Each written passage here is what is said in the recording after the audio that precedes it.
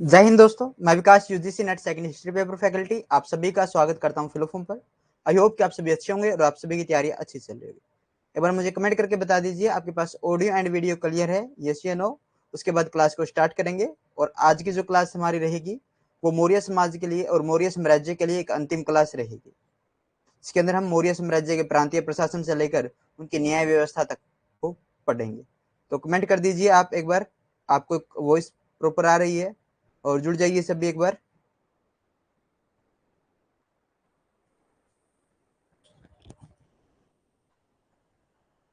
ऊपर आ रही है और जुड़ जाइए सभी एक बार। ऊपर आ रही है और जुड़ जाइए सभी एक बार।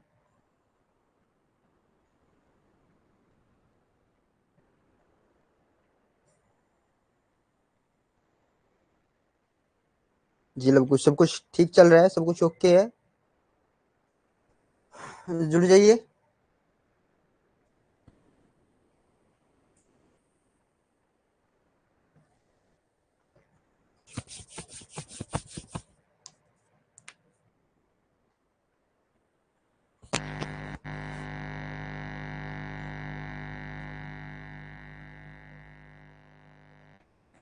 अंजू दक्ष, गुड इवनिंग बहन, गुड इवनिंग, शुभ संध्या आप सभी को।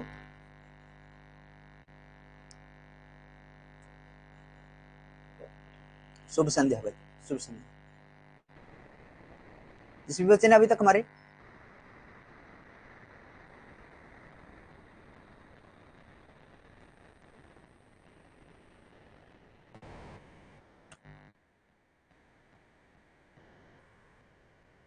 जिस भी बच्चे ने अभी तक टेलीग्राम ग्रुप को ज्वाइन नहीं किया उसको ज्वाइन कर लो, व्हाट्सएप ग्रुप को ज्वाइन कर लो, ताकि यूजीसी नेट के रिगार्डिंग आपको हर इंफॉर्मेशन मिलती रहे और जो हमारी क्लासेस होती है उसके लिंक्स आपको यहाँ पर प्रोवाइड होते रहे। फिलोफॉर्म के इंस्टाग्राम पेज को भी आप फॉलो कर सकते हैं, यहाँ पर हमारी शॉर्ट्स वीडियो डलती है जो आपके लिए point two point knowledge and fact होती है।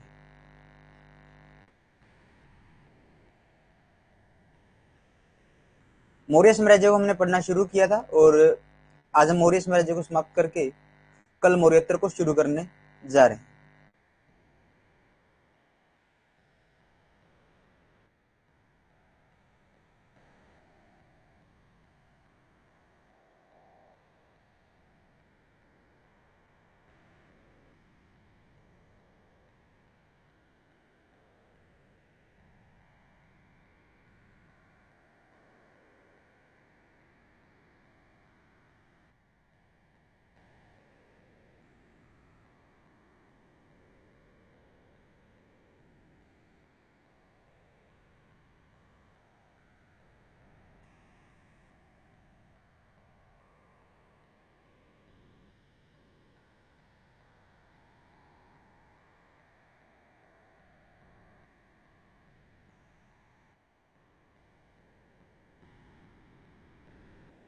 जुड़ जाइए सब एक बार।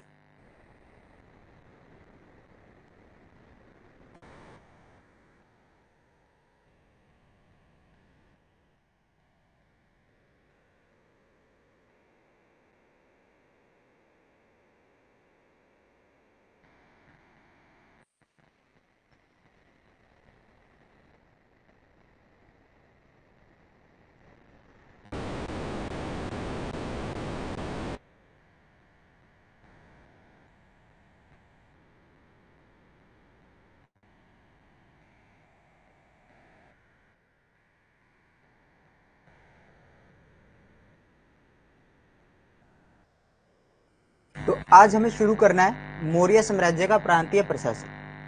कल हमने केंद्र का प्रशासन यहाँ पर पढ़ा था, तो आज हम पढ़ेंगे मौर्य साम्राज्य का प्रांतीय प्रशासन। कैसा प्रशासन? प्रांतीय प्रशासन। मौर्य प्रशासन में प्रांतों को आहार या विश कहा जाता था, जो विषयपति के अधीन होती थी। जिले का प्रशासन स्थानिक संचालित करता था, जो समहर्ता के अधीन होते थे। मौर्य प्रशासन की सबसे छोटी इकाई ग्राम थी। ग्राम के मुखिया को ग्रामिक कहा जाता था। प्रशासकों के सबसे छोटा गोप था, जो 10 ग्रामों के शासन संभालता था। यानी प्रशासन में सबसे छोटा रूप किसका है? गोप का है, जो क्या करता है? 10 गांव के समूह को संभालता है। देखिए क्या है प्रांतीय प्रशासन।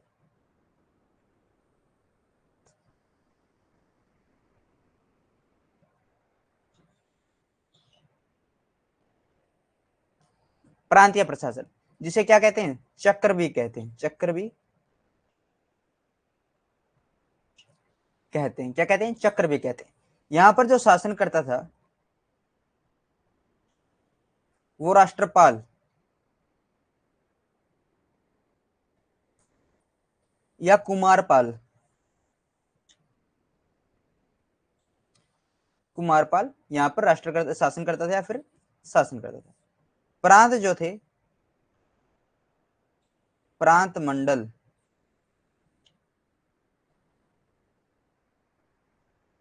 कमिश्नरी मान लो, कमिश्नरी, और यहां पर प्रदेष्टा, यहां पर अधिकारी कौन थे, प्रदेष्टा यहां पर अधिकारी थे। प्रांत मंडलों में अधिकारी कौन है, प्रदेष्टा। प्रांत अधिकारों में, प्रांत मंडलों में अधिकारी कौन है, प्रदेष्टा। प्रदेष्टा अर्थशास्त्र में इसका नाम मिलता है, ये प्रदेष्टा नाम किसमें मिलता है, अर्थशास्त्र,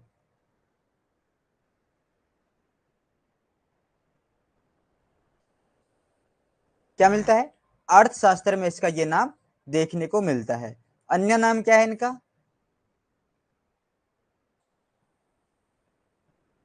अन्य नाम पारदेशिक, पारदेशिक, अन्य अभिलेखों में ये नाम देखने को मिलता है। देखिए, प्रदेष्टा नाम जो मिलता है वो प्रांत मंडल के अधिकारियों को कहा जाता है, वो नाम हमें अर्थशास्त्र में देखने को मिलता है। और अन्य नाम हमें इसका पारदेशिक देखने को मिलता है। अन्य नाम क्या देखने को मिलता है, पारदेशिक देखने को मिलता है। मंडलों को अवहार क्या कहा जाता है, प्रांतों को क्या कहा जाता है, आहार या विष कहा जाता है, आहार या विषय कहा जाता है, ठीक है, आहार या विषय। आहार जो थे ये विषय में विभाजित थे, प्रांतों को आहार, ठीक है, और क्या में विभाजित थे। देखिए, आहार जो थे वो किस में डिवाइड थे, विषय में। विषय जिले की संख्या दिखाई गई है, जिले के तौर पर विषय का प्रमुख विषयपति, प्रमुख विषयपति, एग्रोनोमोई, एग्रोनोमाई, एग्रोनोमाई शब्द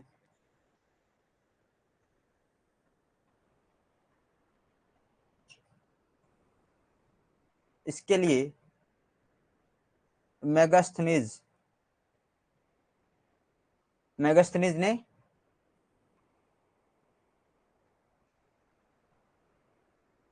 प्रयोग किया है। एग्रोनोमोई नाम इसके लिए किसने प्रयोग किया है, मेगास्थनीज ने प्रयोग किया है। क्लियर है।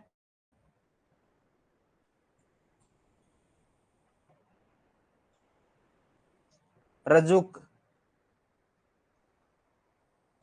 विषय में न्याय करने वाला,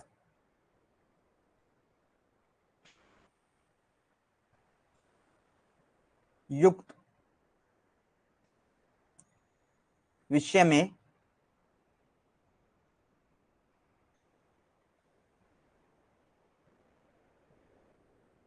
कर इकट्ठा करने वाला,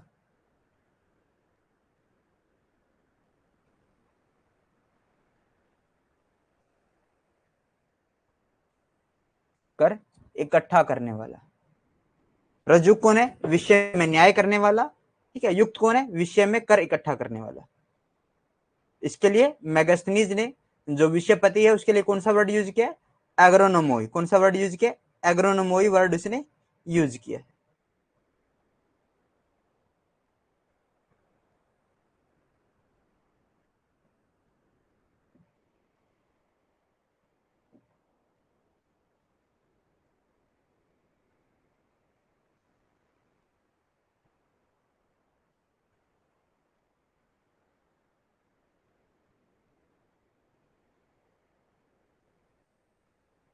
क्लियर है।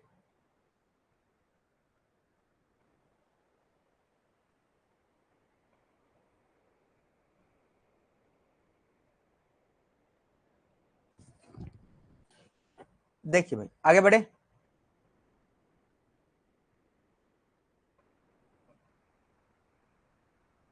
In the Maurya was divided into ahar or subject which were under the control of Vishwapati.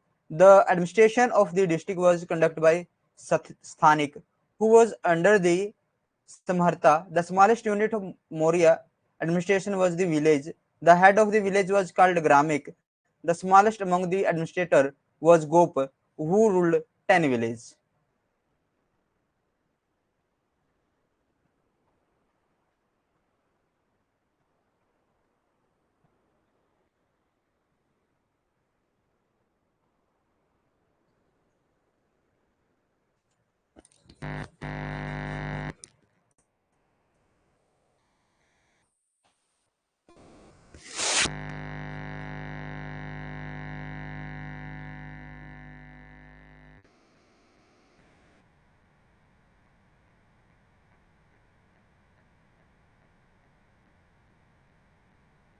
Comment कीजिए।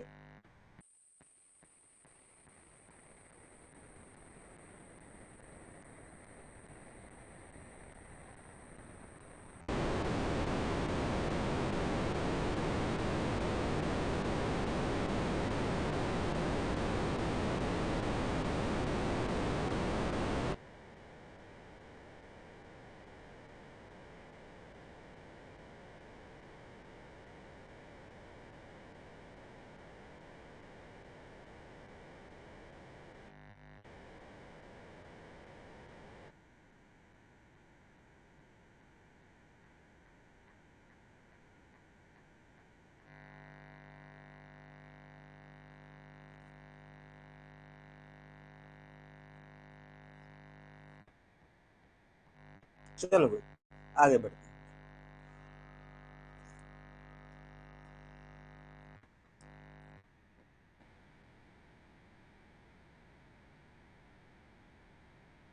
गांव शासन की सबसे छोटी इकाई।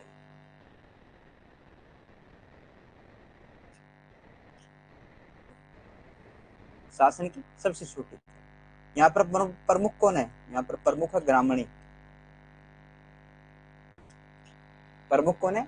प्रमुख है यहाँ पर ग्रामणी। गांव के अंदर दो स्वरूप थे। गांव के दो स्वरूप।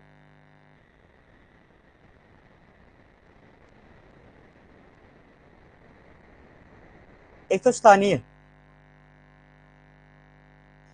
स्थानीय स्तर पर स्थानीय स्वरूप जो था, इसमें 100 गांव होते थे। कितने गांव? 100 गांव का समूह।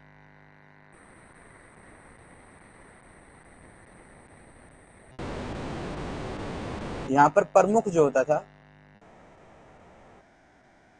स्थानिक।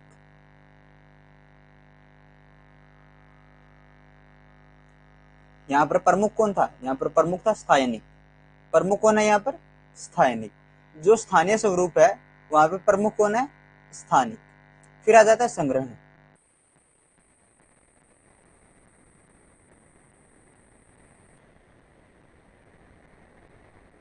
जो ये संग्रहण रूप था, इसमें 10 गांवों का समूह होता था।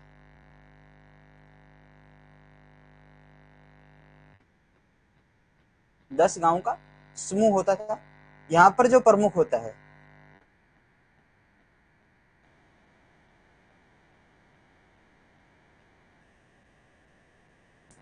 उसे गोप या गोपता कहा जाता है। क्या कहा जाता है? गोप या गोपता उसे कहा जाता है। गांव सबसे छोटी इकाई शासन की। प्रमुख ग्रामीणी। गांव के दो स्वरूप, एक स्थानीय और एक संग्रहण। स्थानीय के अंदर 100 गांव का समूह और जिसके प्रमुख को क्या कहा जाता है? स्थानिक। और फिर आ जाता है संग्रहण। संग्रहण के अंदर 10 गांव का समूह और जिसके प्रमुख को क्या कहा जाता है? गोप कहा जाता है। गोप या गोपता कहा जाता है। क्लियर है?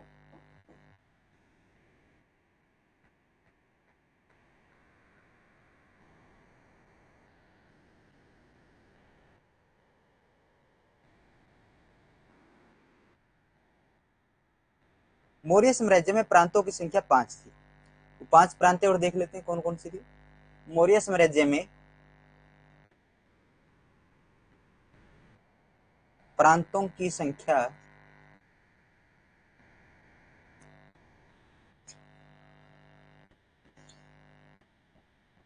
5 थे।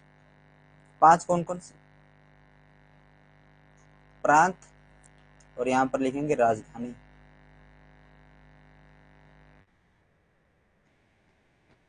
प्रांत। उत्तरापंथ।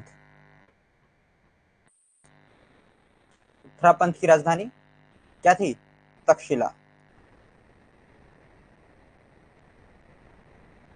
क्या है? तक्षशिला। उत्तरापंथ की राजधानी तक्षशिला। अवंती। अवंती की उज्जैनी।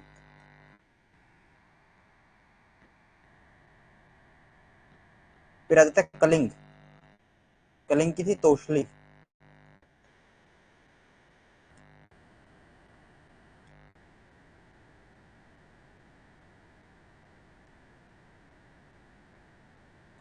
कलिंग की क्या है? तोशली। फिर आ जाती है दक्षिणापंथ।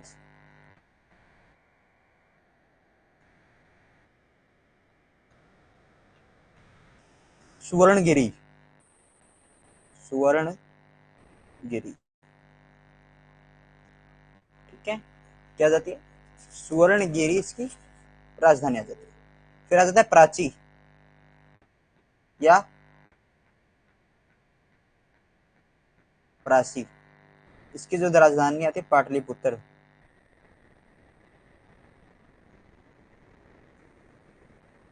यहां पर लिख देते हैं प्राची या प्राची की राजधानी पाटलिपुत्र। प्राची या प्राची की राजधानी पाटलिपुत्र। प्रांतों के अंदर मौर्य साम्राज्य के अंदर कितने प्रांत है? 5 प्रांत है। कितने प्रांत है? 5 प्रांत है। प्रांत और राजधानी की बात करें, उत्तरापंथ की राजधानी, उत्तरापंथ की राजधानी तक्षशिला। उत्तरापंथ की राजधानी तक्षशिला। अवंती की उज्जैनी, अवंती की उज्जैनी, और अवंती उज्जैनी के अंदर ही महिष्मती साम्राज्य यहाँ पर आपको देखने को मिलेगा। महिष्मती उज्जैनी का।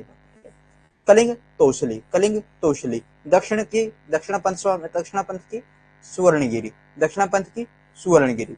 प्राची या प्राची की पाटलिपुत्र, प्राची या प्राची की पाटलिपुत्र। ठीक है, नगर के अंदर हमने चर्चा की। नगर के अंदर प्रांतीय प्रशासन की हमने चर्चा की।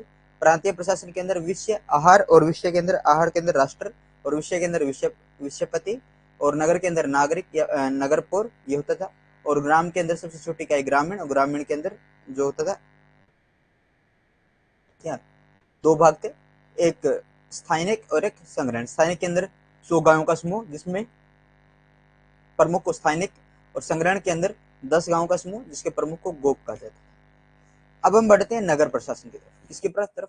नगर प्रशासन। प्रांतीय हमने पढ़ा, केंद्र पढ़ा, केंद्र के बाद प्रांतीय पढ़ा, प्रांतीय के बाद अब नगर को पढ़ते। नगर।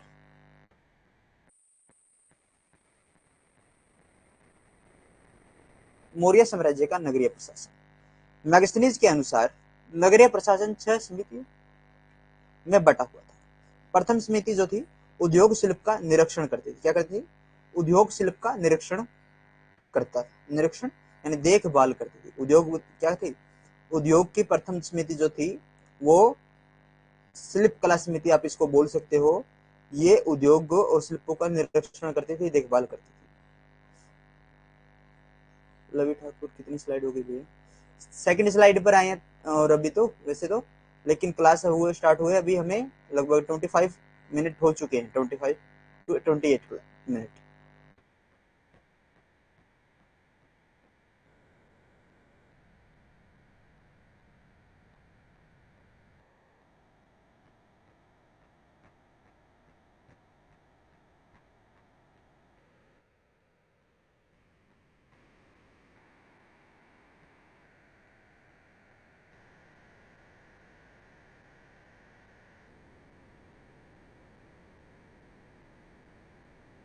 आगे बढ़े।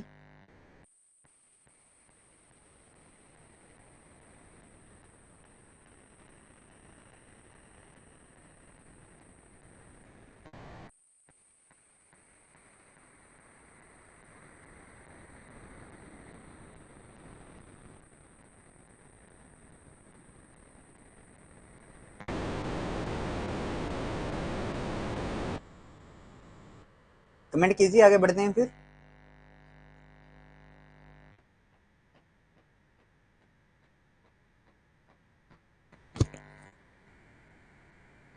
बिल्कुल ठीक। नगर प्रशासन, नगर प्रशासन का विस्तृत विवरण, विस्तृत विवरण, विस्तृत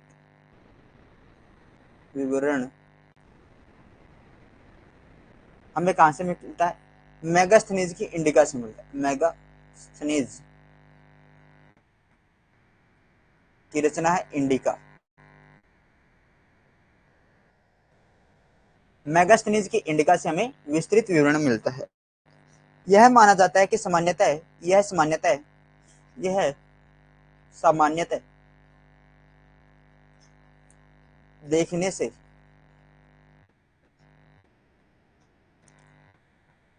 ऐसा लगता है,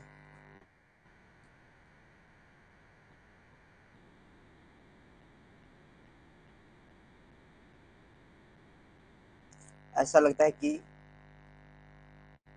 यह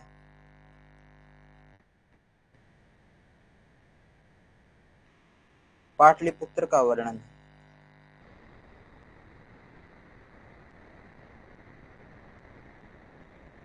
किस चीज का वर्णन है? पाटलिपुत्र का वर्णन। मेगास्थनीज के अनुसार मौर्य शासन के नगरीय प्रशासन जो था 6 समितियों में भगा हुआ था। कितने समितियों में? 6 समितियों में बटा हुआ था। इन 6 समितियों के अंदर 5 सदस्य होते थे। ठीक है, 30 सदस्यों का 30 सदस्यों वाले एक मंडल यहाँ पर रहता है। देखिए, नगर प्रशासन,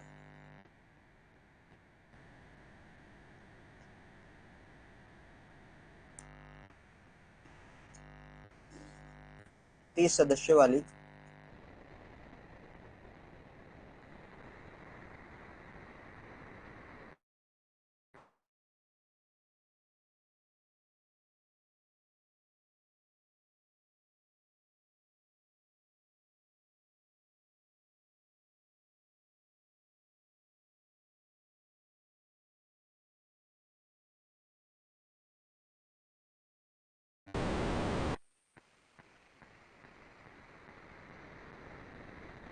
पांच सदस्य,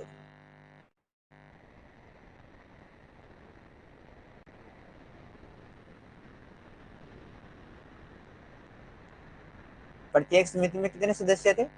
प्रत्येक समिति में 5 सदस्य होते थे। इनका चुनाव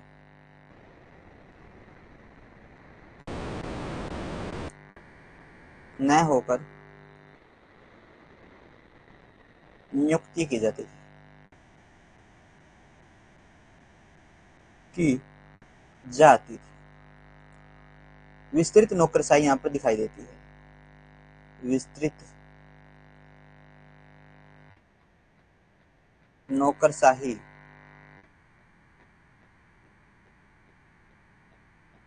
दिखाई देती। नगर प्रशासन की हम बात करें, नगर प्रशासन को 30 सदस्यों वाली एक समिति चलाती है। एक मंडल है जिसके अंदर सदस्य हैं 30, और उनको आगे डिवाइड किया गया है 6 समितियों के अंदर। 6 समितियों के अंदर कितने सदस्य? एक समिति के अंदर 5 सदस्य। इनका क्या नहीं होता है? इनका चुनाव नहीं होता है, ठीक है, इनकी नियुक्ति की जाती है। नियुक्ति से हमें पता चलता है कि यहाँ पर एक विस्तृत नौकरशाही हमें देखने को मिलती है। क्या देखने को मिलती है? एक विस्तृत नौकरशाही हमें यहाँ पर देखने को मिलती है।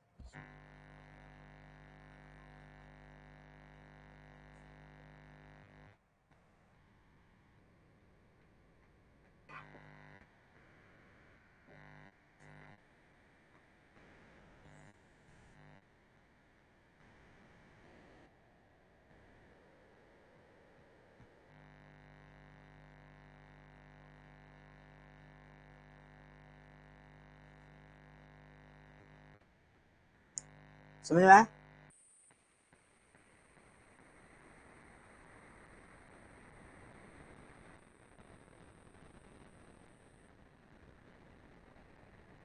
कमेंट कीजिए।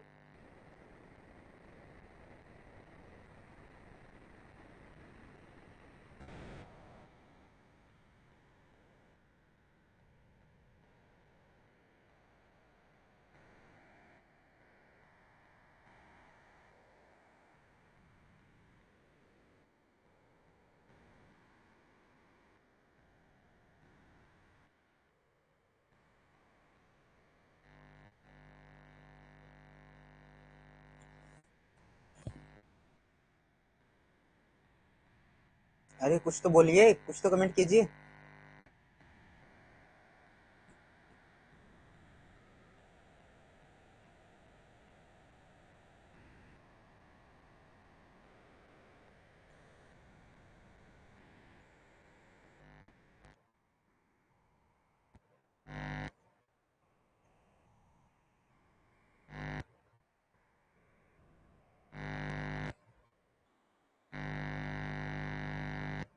चलिए इन 6 समितियों को पढ़ते हैं। पहली समिति जो थी उद्योग शिल्प का निरीक्षण करती थी, यानी शिल्प कला समिति। पहली समिति कौन सी है? शिल्प कला समिति। शिल्प कला समिति में क्या था? ये करेगी क्या? ये उद्योग एवं शिल्प की देखभाल करेगी। देखभाल करेगी, ठीक है, इनका निरीक्षण करेगी। द्वितीय समिति विदेशियों की देखरेख करती थी, यानी वैदेशिक समिति। वैदेशिक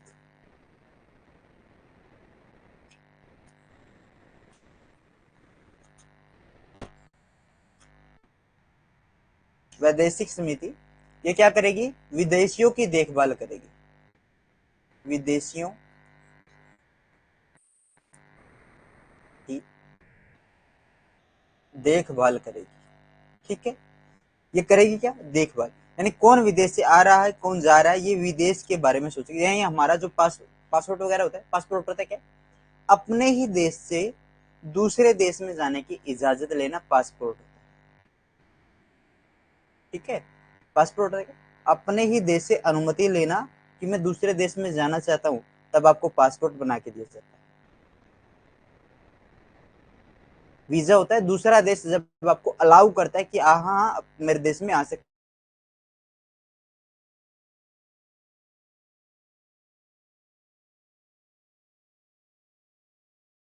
समिति समझ में आई? करेगी क्या? विदेशियों की देखभाल करेगी। तीसरी जो समिति जनगणना समिति।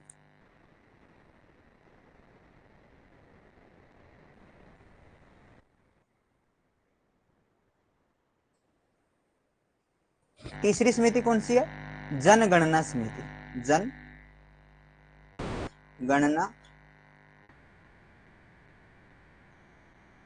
समिति। जनगणना समिति क्या करती है? जन्म मरण का ब्यौरा रखती है।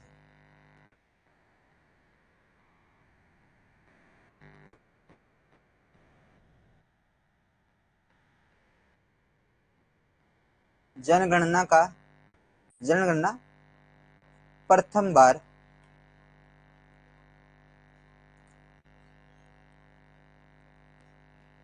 मौर्य काल में प्रारंभ प्रारंभ होती है। यानी जनगणना पहली बार कब शुरू हुई थी? तो जनगणना पहली बार मौर्य काल में शुरू हुई थी। जनगणना समिति की हमें जानकारी मिलती है किसमें? मौर्य साम्राज्य के नगरीय प्रशासन में। उसमें जन्म मरण मृत्यु आदि का ब्यौरा रखा जाता है। और जनगणना प्रथम कब शुरू हुई थी? मौर्य काल में शुरू हुई थी। उसके बाद आती है चौथी समिति व्यापार वाणिज्य की व्यवस्था, यानी वाणिज्यिक समिति। कौन सी व्यवस्था? वाणिज्यिक समिति, जो व्यापार की व्यवस्था करेगी, वाणिज्य की व्यवस्था करेगी।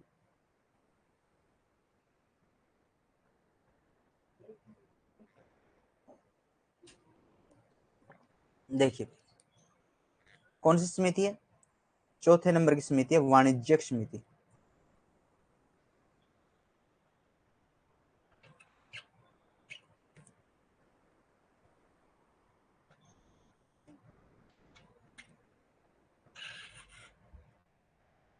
वाणिज्यिक समिति ये क्या करेगी? वाणिज्य की देखभाल, यानी व्यापार वाणिज्य की व्यवस्था करेगी। व्यापार वाणिज्य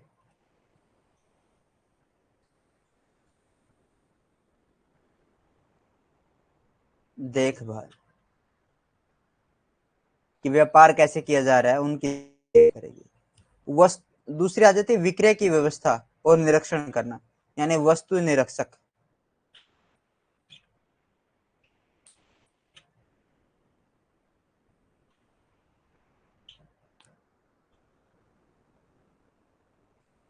इसमें क्या है, निर्मित वस्तुओं की देखरेख होती है।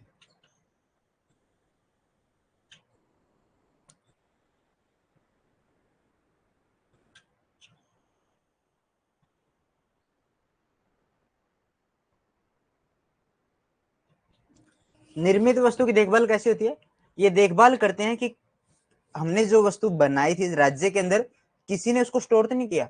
अब वस्तु वहां पर तो ऐसी चीज है नहीं कि मोबाइल फोन है या फिर गोल्ड। वो देखभाल किसकी करते थे, यानी खाद्य फसलें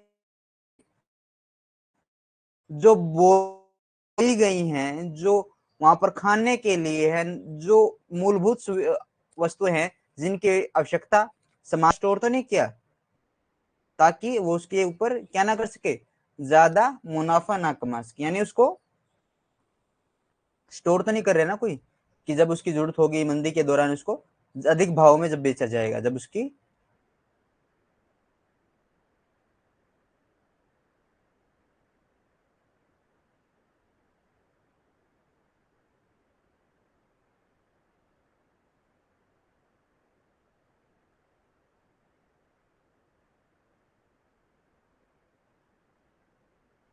उस फसल की जरूरत, तो वो व्यापारी जिसने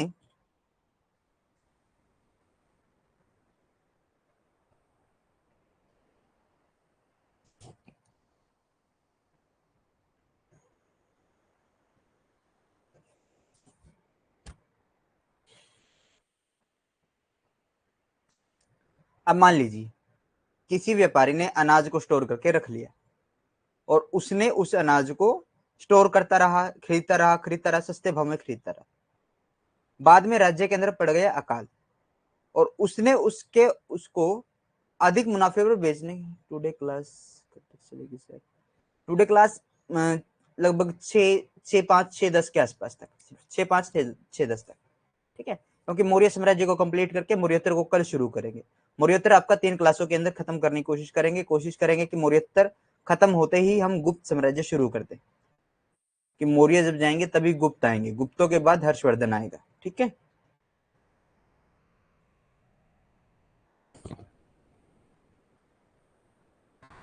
और कोशिश रहेगी नेक्स्ट वीक तक आपका जो सेकंड यूनिट है उसको कंप्लीट करके, और वर्धन वंश खत्म होते ही आप सीधे डायरेक्ट थर्ड यूनिट पढ़ते नहीं हो, डायरेक्ट मेडुअल के अंदर आ जाते हो। थर्ड यूनिट में क्या है, जैसे मौर्य साम्राज्य का प्रशासन, अलग चीजें, यानी मौर्य साम्राज्य को हम फर्स्ट सेकंड यूनिट में पढ़ते हैं, फिर उसके प्रशासन को थर्ड यूनिट में देखते हैं, लेकिन मैं यहाँ आपको एक साथ ही करवा देता हूँ, ठीक है।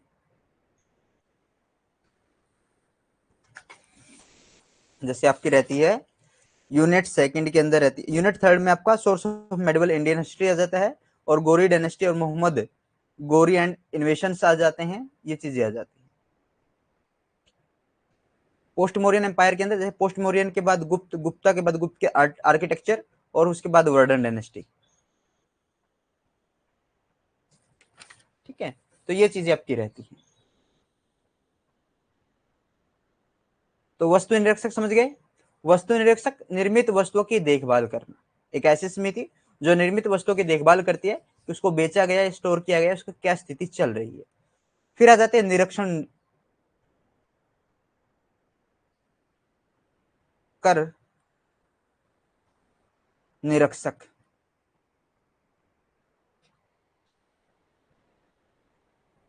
षष्ठ समिति, छठी समिति है कर वसूलने की व्यवस्था, यानी बिक्री कर और चुंगी कर वसूलती है। बिक्री कर वह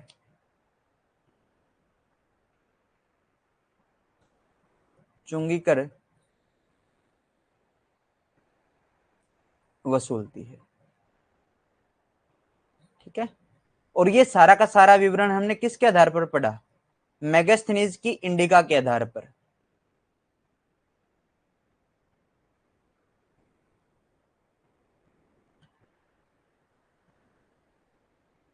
आधार पर इस विवरण को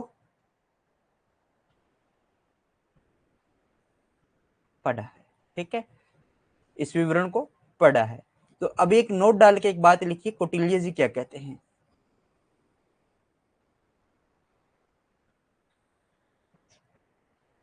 कौटिल्य, विष्णुगुप्त, चाणक्य, सब इन्हीं का नाम। कौटिल्य नहीं,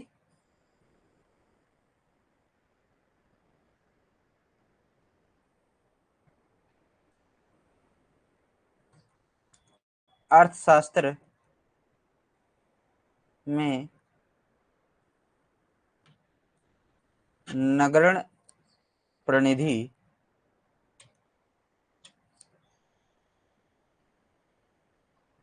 अध्याय लिखा है। इस प्रकार की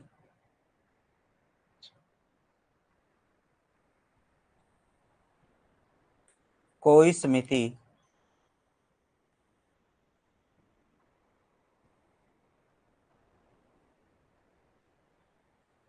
उल्लेख नहीं मिलता, नहीं मिलता है।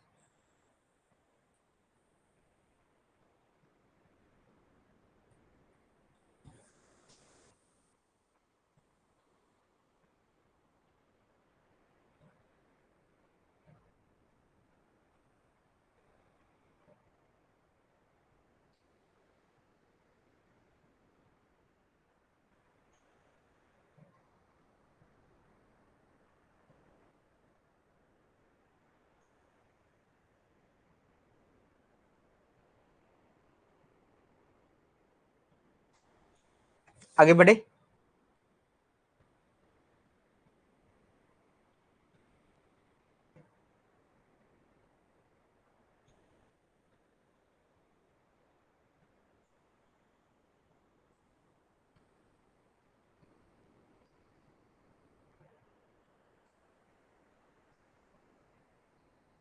यस, तो आगे बढ़ते हैं।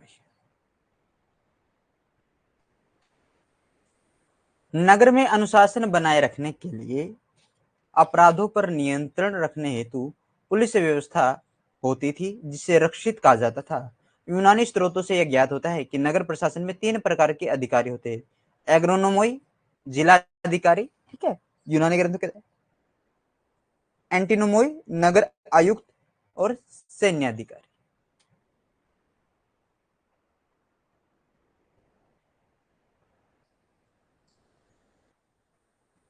According to Megasthenes, the urban administration of the Maurya rule was divided into 6 committees. First committee used to inspect industries, craft. Second committee looks after the foreigners. The third committee census यानी गणना, जनगणना के आधारित है। Fourth committee system of trade and commerce. Fifth committee arrangement of sales inspections. Sixth committee system of tax collection. आगे देखते हैं। To mention discipline in this city and control crimes, there was a policy system which was called Rakshit.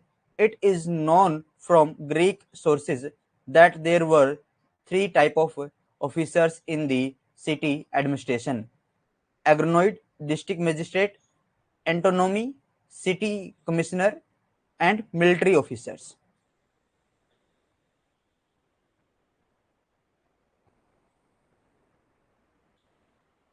देखिए भाई, ये बात कर रहा है यहां पर न्याय व्यवस्था की।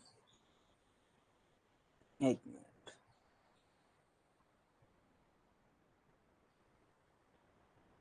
पहले मिलिट्री को पढ़ लेते हैं ना, सैन्य व्यवस्था को पढ़ते हैं, उसके बाद हम न्याय व्यवस्था को पढ़ेंगे। सैन्य व्यवस्था 6 समितियों में बटी हुई थी। सैन्य विभाग द्वारा निर्दिष्ट था। प्रत्येक समिति में 5 सैन्य विशेषज्ञ थे। पैदल सेना यहाँ पर थी, अश्व सेना थी, गज सेना थी, रथ सेना थी, नौ सेना की व्यवस्था थी। सैनिक प्रबंध का सर्वोच्च अधिकारी अंतपाल कहलाता था। यह सीमांत क्षेत्रों का भी व्यवस्थापक था, होता था। मैगस्थनीज के अनुसार चंद्रगुप्त मौर्य की सेना 6 लाख पैदल, 50,000 अश्वारोही, ठीक है, और 9,000 हाथी तथा 800 रथों से सुयोजित अजय सैनिक थे। अजय होता है जिनको ऊपर जीत नहीं गया। देखिए भाई, मैगस्थनीज अलग आपको यहां पर जानकारी देगा, प्लिनी अलग जानकारी देगा संख्या को लेकर, लेकिन उनकी सेना में पैदल, घुड़सवार, रथसवार, हाथी मौजूद थे और नौसेना भी उनके पास थी। जल सेना भारतीय इतिहास में मौर्यों के द्वारा पहला किया गया प्रयोग था। एक नया प्रयोग यहां पर माना जाता है। मौर्यों के द्वारा पहला प्रयोग क्या हुआ? जनगणना। दूसरा नौसेना, ठीक है, एक नया भारतीय इतिहास में एक नया प्रयोग था। वैसे तो हमने जल सेना के अंदर निरयाकस को भी पढ़ा है, ठीक है, निरयाकस सिकंदर की जो जल सेना थी उसका जो प्रमुख था।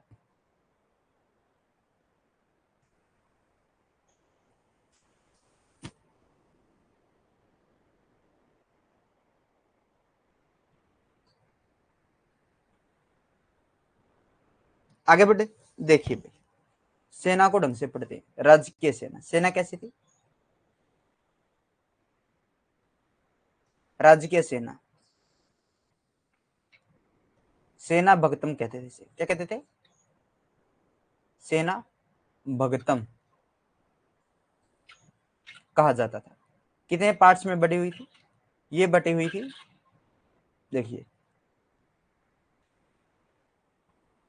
पैदल सेना थी,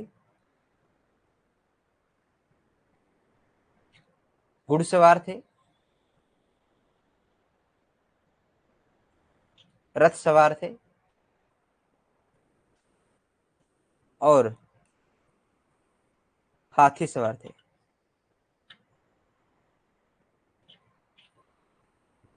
पैदल जो थे ये कहते हैं 6 लाख। पिलनी, पिलनी कहते हैं कि 6 लाख पैदल सैनिक थे। फिर आ जाता है घुड़सवार, वो कहता है कि 30,000 घुड़सवार थे। रथ सवार कहता है उल्लेख नहीं है। प्लिनी ने रथ सवारों के लिए क्या नहीं किया? उल्लेख नहीं किया कि वहां पर रथ सवार कितने थे। हाथी सवार कहते हैं 9,000 हाथी थे।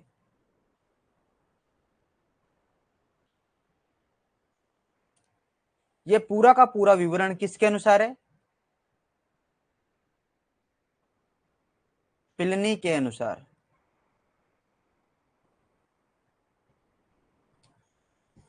और मैगस्थनीज कहता है कि युद्ध समिति, एक युद्ध परिषद होती थी जिसके सदस्यों की संख्या 30 होती थी, जो 6 अलग अलग भागों में डिवाइड थी, ठीक है। जैसे इसने नगर का वर्णन किया है, नगर समिति का वर्णन किया, उसी प्रकार इसने यहां पर भी विवरण दिया है भाई, ठीक है।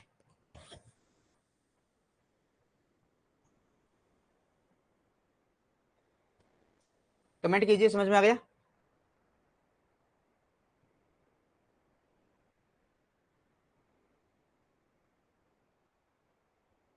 देखिए, मैगस्थनीज को पढ़ लेते हैं कि मैगस्थनीज क्या कहता है कि 6 प्रकार के मैगस्थनीज,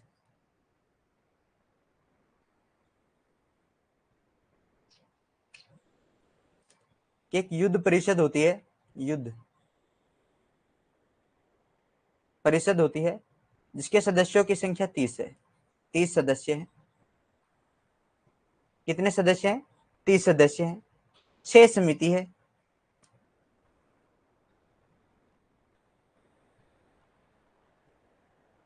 प्रत्येक में 5,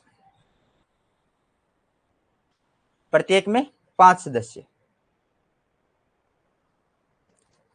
वो 6 समिति कौन कौन सी है भाई? देखिए, जल सेना,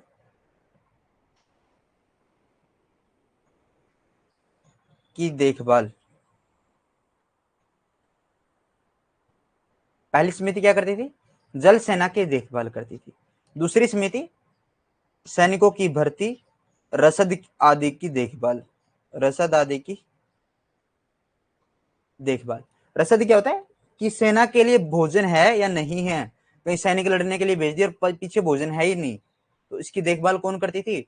रसद करते, एक दूसरी समिति थी जो करती थी, रसद समिति, कि सैनिक युद्ध में कम मरे और भूख से ज्यादा मरे, तो उस चीज का भी ख्याल कौन रखता था? रसद समिति रखती थी। ठीक है, दूसरी समिति रसद और भर्ती की जांच करती थी।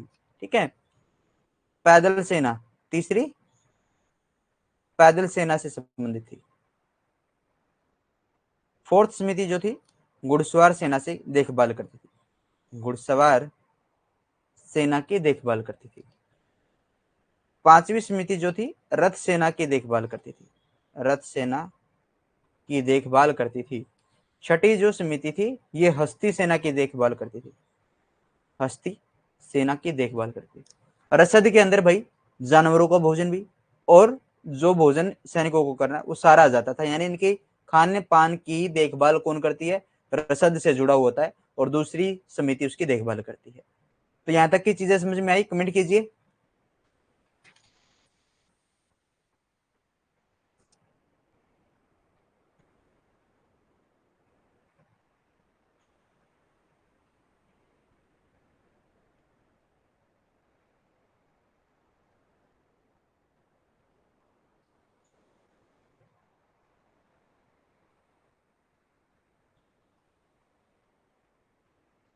क्लियर है? देखिए भाई, जस्टिन कहता है, जस्टिन ने हमने पढ़ा है मौर्य सेना को क्या कहता है? डाकुओं का गिरोह कहता है। किसने कहा था? जस्टिन।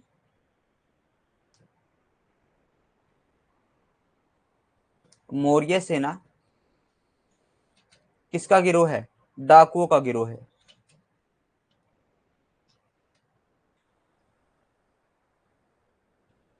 गिरोह कहा है। सेना के लिए 5 प्रकार के किले थे, 5 प्रकार के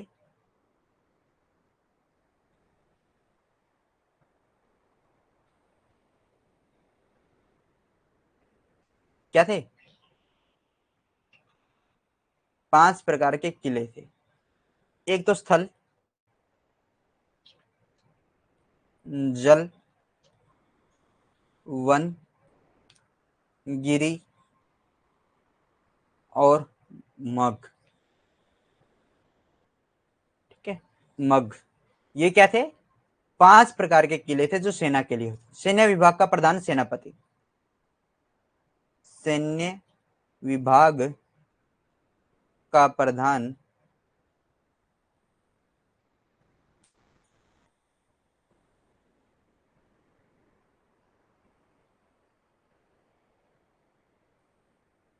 सेनापति। युद्ध क्षेत्र में सेना का संचालन कौन करता है? युद्ध क्षेत्र में सेना का संचालन करने वाला, सेना का संचालन करने वाला नायक।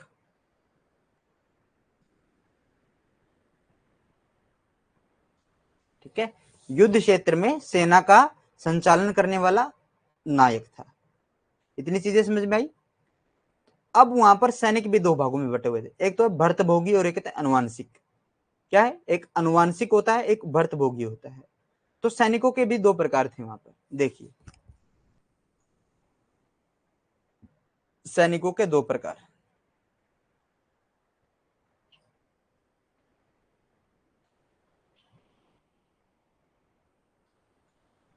अनुवांशिक और भर्तभोगी। अनुवांशिक जो होते हैं ये जन्म पर आधारित होते हैं। ठीक है, नियमित वेतन भोगने वाले, नियमित वेतन भोगने वाले, यानी ये इनकी जो नियुक्ति रहेगी वो नियमित रूप से रहेंगे। ठीक है, भर्तभोगी होते हैं भाड़े के, यानी अस्थायी सैनिक।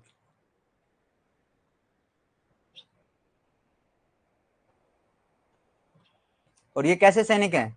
ये स्थायी सैनिक हैं। युद्ध हो या ना हो इनको रखा जाएगा और इनको युद्ध के समय भर्ती किया जाएगा कि आइए लड़ाई छिड़ी है और आपको लड़ना है राज्य के लिए, राजा के लिए, साम्राज्य के लिए। अलग अलग इनको मोटो देकर लड़ाई के अंदर भर्ती किया जाता है। ठीक है, सेना में भर्ती किया जाता है और फिर लड़ाई के लिए भेज दिया जाता है।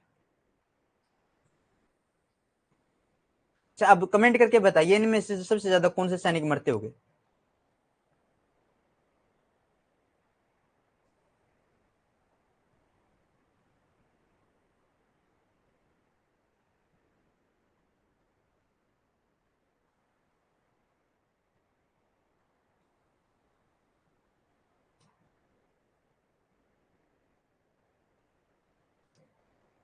ये ए है और ये बी है।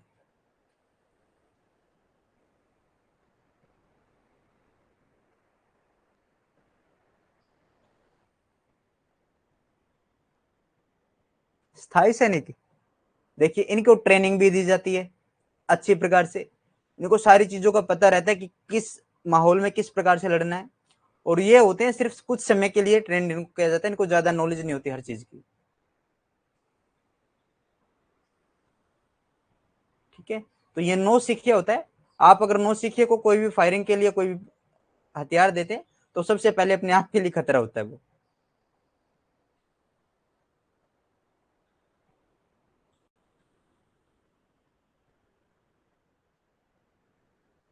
ठीक है, देखिए भाई, ये हो गया हमारा सैन्य विभाग। मिलिट्री सिस्टम मैंने पढ़ लिया। The military system was governed bye A military department divided into 6 committees, each committee consisted of 5 military experts. There was a system of infantry, cavalry, yard army, chariot army, and navy. The highest officer of military management was called Antpal. He was also the administration of the border areas according to Megasthenes. Chandragupta Maurya's army was invincible, equipped with 6 lakh infantry, 50,000 cavalry, 9,000 elephants, and ride 800 chariots। ठीक है, अब आ जाता है मगध साम्राज्य के न्याय व्यवस्था, judicial system. Maurya को मौर्य के एकांतांतरम शासन में सम्राट सर्वोच्च न्यायाधीश होता था। वह सभी प्रकार के मामलों की सुनवाई अंतिम अदालत था। इसके अतिरिक्त संपूर्ण साम्राज्य में अनेक अदालतें होती थी। न्यायालय मुख्यतः दो प्रकार के होते थे, धर्मस्थिज और कटकसोदा। देखिए,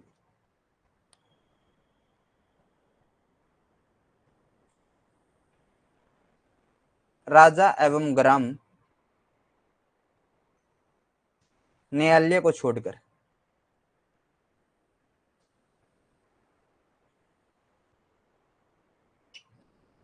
दो अन्य न्यायालय भी थे। दो अन्य न्यायालय होते थे, कौन कौन से हैं? एक तो धर्मस्थनिज है और एक कंटक शोधन है। धर्मस्थनिज,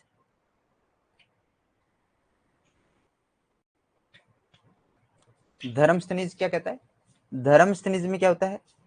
आधुनिक सिविल कोर्ट आप मान लीजिए, आधुनिक सिविल कोर्ट अब मान लीजिए, ठीक है, आधुनिक सिविल कोर्ट जब मान लीजिए, इसमें होता क्या है? इसमें जो न्यायाधीश होता है, न्यायाधीश होता है, उसे व्यवहारिक कहा जाता है, व्यवहारिक कहा जाता है। इसमें 3 विधि और 1 व्यवहारिक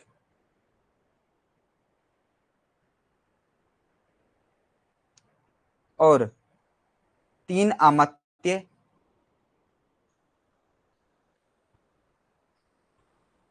और कितने सदस्य हो गए? कुल 7 सदस्य होते थे।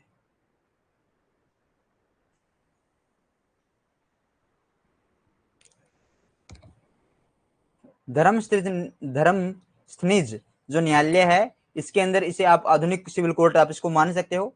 इसमें न्यायाधीश जो होता है वो व्यवहारिक कहलाता है, और जो व्यवहारिक होता है इसके अंदर जो न्यायाधीश था, धर्मस्थनिज जो न्यायालय था, इसके अंदर कुल 7 सदस्य होते हैं। 7 सदस्यों में 3 विधि विशेषज्ञ यानी जो कानून की नॉलेज रखते हैं, विधि विशेषज्ञ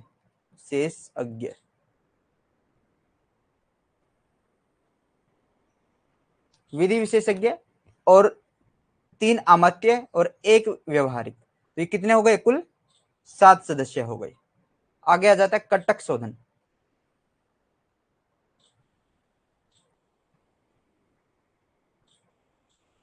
आप फौजदारी न्यायालय इसको बोल सकते हैं, फौजदारी न्यायालय।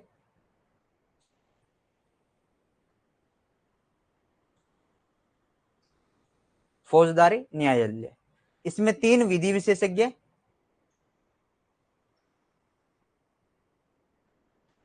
3 विधि विशेषज्ञ और 3 अमात्य।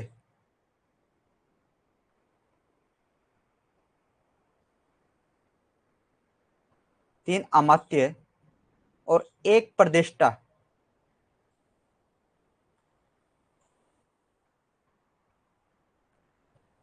होता था। इसका जो प्रमुख होता है उसे, जो कटक शोधन का जो न्यायाधीश होता है उसे क्या कहते हैं? प्रदेष्टा कहते हैं। न्यायाधीश, न्यायाधीश कौन है? प्रदेष्टा। कौन है? प्रदेष्टा। मैं यहां पर लिख देता हूं इसके न्यायाधीश को, प्रदेष्टा।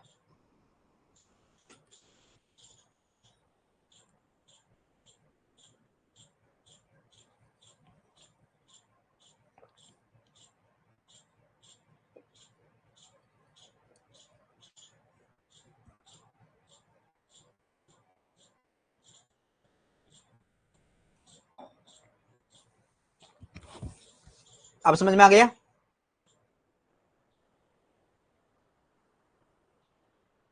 और जो राजा है वो अंतिम अदालत है भाई, ठीक है, राजा सर्वोपरि है। अब राजा के पास ये तो काम है नहीं कि वो पूरा दिन बैठ के न्याय करेगा, घूमना फिरना भी है उसको, और भी बहुत सारे काम है, राजा है वो।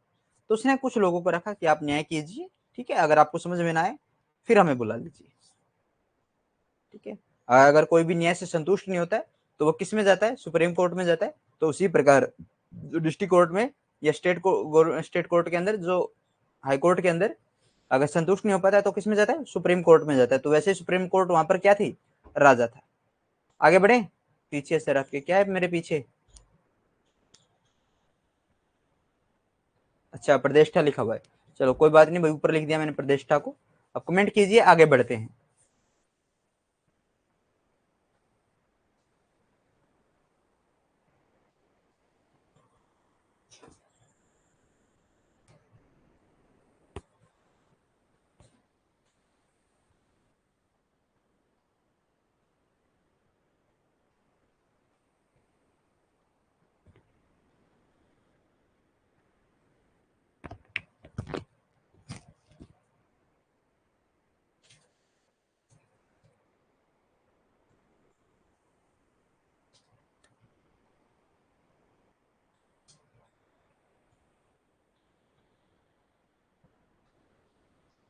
कमेंट कीजिए,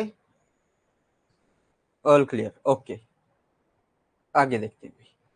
अब कुछ अपराध थे जो उनको नाम दिया गया है। एक होता है अपराध, होता है वाक पारुष्य, या फिर दंड पारुष्य। ये किस लिए नाम दिया गया था? ये अपराध अगर कोई कुवचन करता है, जैसे हमने पढ़ा था कि अनंतपुर के अंदर अशोक के लिए 500 महिलाओं ने क्या कर दिया था? 500 महिलाओं ने उसे कुपुरुष कह दिया था, कुवचन उसको बोल दिए थे। तो अनंतपुर के अंदर उसने उनको जिंदा जलवा दिया था। पढ़ा ना अशोक को?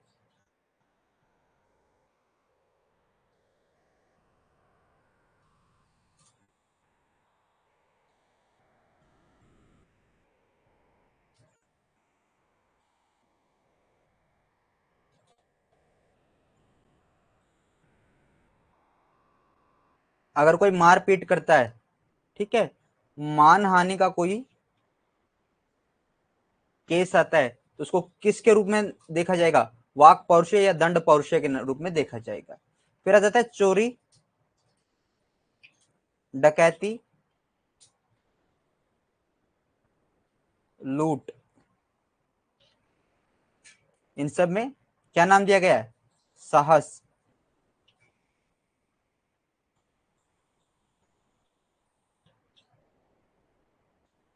साहस नाम दिया गया है, ठीक है। आगे बढ़ते हैं।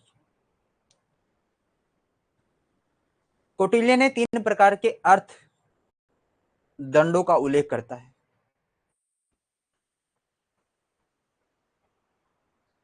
पूर्व दंड यह 48 से लेकर 96 पन तक का होता है। इसके लिए कितना है, 48 से लेकर 96 पन आपको देने होंगे। मध्य दंड, इसके लिए 200 से लेकर 500 पन आपको भुगतान करना होगा, जुर्माना एक प्रकार का। गुड इवनिंग अनु बहन, गुड इवनिंग, शुभ संध्या। उत्तम दंड, ये 500 से लेकर 1000 पन आपको देने होंगे दंड के स्वरूप में। और कौटिल्य के अनुसार जब आप कोई भी न्यायाधीश है वो न्याय करता है तो उसको 4 बातें समझानी होती है। कितना हो गया, कंप्लीट हो गया भाई मोर, ये तो क्या, कौटिल्य कहता है कि न्यायाधीश जब न्याय करेगा तो कितनी बातों को ध्यान में रखेगा, 4 बातों को, यानी 4 बातों को उनको पता होना चाहिए जो भी न्यायाधीश है। पहली बात होती है कि धर्म को ध्यान में रखे। धर्म मतलब धर्म शास्त्र का ध्यान, धर्म शास्त्र का ध्यान, ठीक है, कि धर्म शास्त्र के अनुसार कोई उसके विधान है या नहीं। दूसरा व्यवहार, यानी गवाह, उसके लिए उसके विपरीत कोई गवाह है या उसके सेफ में कोई गवाह खड़ा है या नहीं, ठीक है। फिर आ जाता है चरित्र।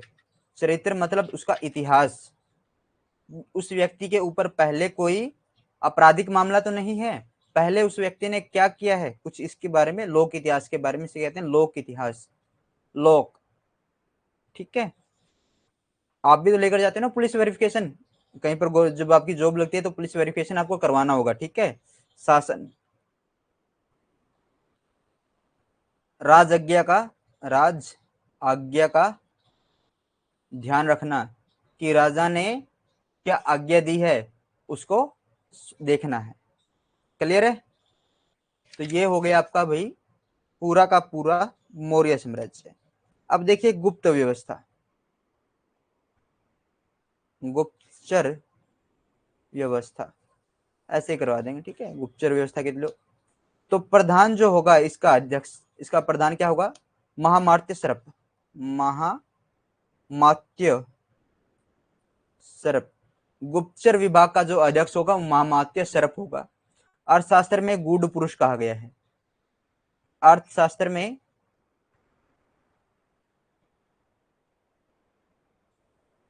गूढ़ पुरुष कहा गया है। स्त्री और पुरुष दोनों होते हैं, स्त्री प्लस पुरुष दोनों ही गुप्तचर होते थे। 2 प्रकार के गुप्तचर थे, एक तो संस्था, एक संचार। संस्था एक स्थान पर रहता था, संचार अलग अलग घूम घूम कर सूचना इकट्ठा करता था, घूम घूम कर सूचना इकट्ठा करता था, ठीक है। गुप्तचर व्यवस्था समझ में आ गई। प्रतिवेदक, हमने अशोक को जब पढ़ा था तो प्रतिवेदक शब्द यूज किया था। प्रतिवेदक समझते हो, प्रतिवेदक वो होते हैं जो विशेष संवाददाता होते हैं, विशेष संवाददाता, यानी कोई विशेष संवाददाता जो, यानी कोई विशेष गुप्तचर जो स्पेशल हैं, ठीक है, उनको प्रतिवेदक कहा जाता है। और ये किसी भी समय सीधे सम्राट से मिल सकते हैं, वो किसी भी हालत में हो या कुछ भी कर रहा हो।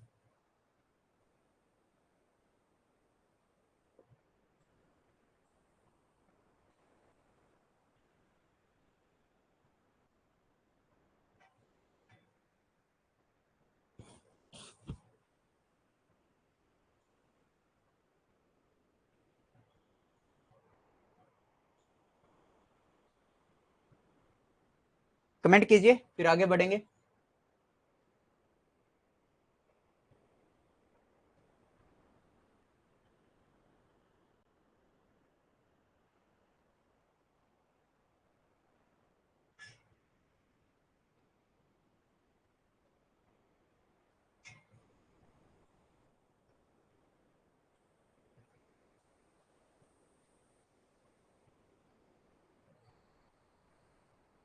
क्लियर। देखिए भाई, शांति व्यवस्था बनाने के लिए पुलिस थी, शांति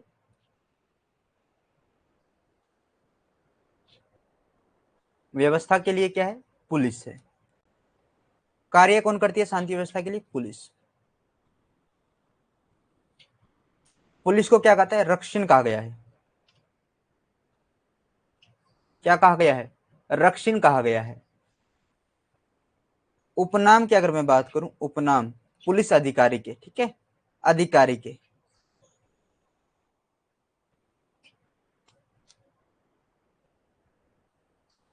ओसियर्स, ये नाम दिया है एरियन ने, एरियन इतिहासकार है जो, उन्होंने ये नाम दिया है। उसके बाद इंस्पेक्टर्स,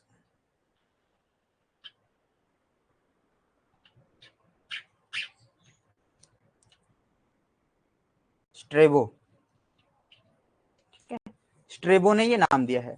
आप एक काम करोगे, जितने भी इतिहासकार के हम नाम पढ़ते हैं, ठीक है, गूगल पर जाकर उनकी पिक सर्च कर लेना भाई, ताकि आपको पता लग जाए कि इतिहासकार, अगर आपके सामने कभी कोई पिक भी आ जाए, ठीक है, मान लीजिए आप गलती से घूम रहे हो, आप कलकत्ता की तरफ हो या फिर दक्षिण भारत की तरफ हो, घूमते हुए जा रहे हो, ट्रेन से सफर कर रहे हो या किसी भी सफर कर रहे हो किसी भी व्हीकल से, तो आपको अगर कोई व्यक्ति मिल जाता है तो ये तो पता चले कि हाँ वो इतिहासकार है। और इतिहासकार के आसपास कभी भी भीड़ नहीं मिलती है,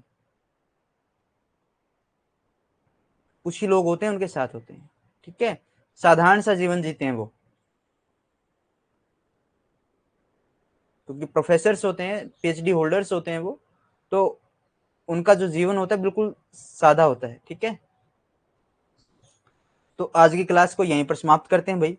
आपका मौर्य साम्राज्य हुआ कंप्लीट, और बाकी चीजें कल पढ़ेंगे मौर्योत्तर काल में। तो आप मुझे अब इजाजत दीजिए जाने की, तो कल मिलेंगे मौर्योत्तर काल के साथ और कुछ नए तथ्यों के साथ। तो कमेंट कर दीजिए क्लास आपको कैसी लगी, उसके बाद क्लास को ऑफ करते हैं।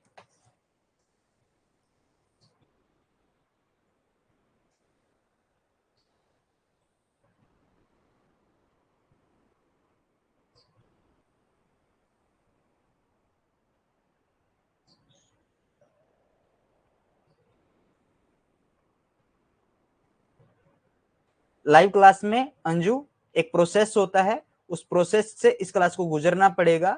सर्वर के अंदर जब 1 आवर कंप्लीट हो जाएगा तब जाकर ये क्लास डलेगी, ठीक है। अनु, मैंने आपको मैसेज डाला हुआ है, आपने चैट, आपने ऐप खोलकर ओपन ही नहीं किया होगा।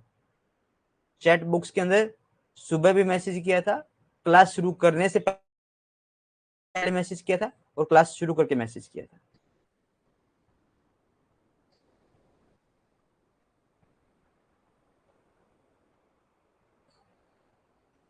Thank you Anju, thank you, आप सभी का धन्यवाद। और बिल्कुल आपको शेड्यूल डलता रहेगा, मिलता रहेगा, ठीक है। तो इसी के साथ इस क्लास को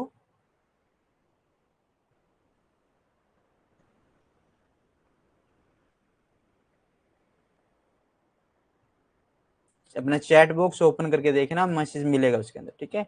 तो इसी के साथ इस क्लास को यहीं पर समाप्त करते हैं, फिर मिलेंगे एक नए अध्याय के साथ, कुछ नए तथ्यों के साथ। तब तक के लिए जय हिंद, जय भारत।